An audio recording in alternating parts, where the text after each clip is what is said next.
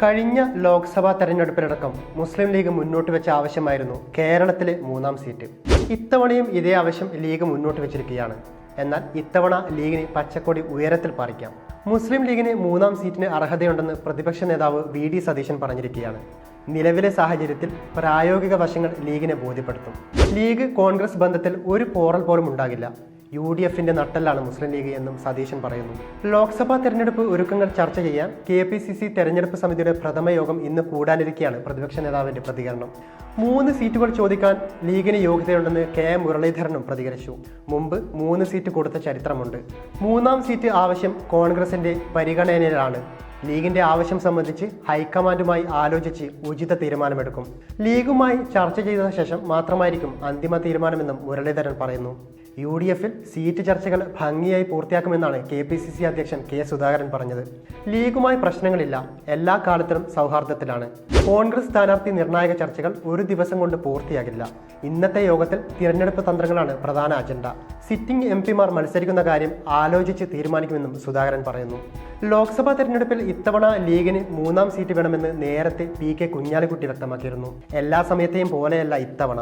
സാദിഖ് അലി തങ്ങൾ വിദേശത്ത് നിന്ന് മടങ്ങിയെത്തിയാൽ പാർട്ടി യോഗം ചേർന്ന് ചർച്ച നടത്തുമെന്നും PK കുഞ്ഞാലിക്കുട്ടി പറഞ്ഞു. ലീഗിന് സീറ്റില്ലെന്ന വാർത്ത ശരിയല്ല. 3-ാം സീറ്റ് ആവശ്യപ്പെട്ടിട്ടുണ്ട്. നടന്നത് പ്രാഥമിക ചർച്ചകൾ മാത്രമാണ്. അതിൽ ഒരു തീരുമാനവുമായിട്ടില്ല. എല്ലാ സമയത്തെയും പോലെയല്ല ഇത്തവണ സീറ്റ് വേണം, കുഞ്ഞാലിക്കുട്ടി മാധ്യമങ്ങളോട് പറഞ്ഞു. തെരഞ്ഞെടുപ്പിന് സമയം ഇനിയുമുണ്ട്. ബാക്കി ചർച്ചകൾ വരും ദിവസങ്ങളിൽ നടക്കും. സീറ്റിന് അർഹതയുമുണ്ട്. വേണമെങ്കിൽ സീറ്റ് തരാവുന്നതാണെന്നും കുഞ്ഞാലിക്കുട്ടി പറയുന്നു. 1984-ൽ മഞ്ചേരിയും പൊന്നാനിയും കാസർഗോഡും അവർക്ക് കൊടുത്തിരുന്നു. അതിൽ കാസർഗോഡ് അവർ തിരിച്ചു തന്നു. 1991-ലും 96-ലും വടകരയും നൽകി.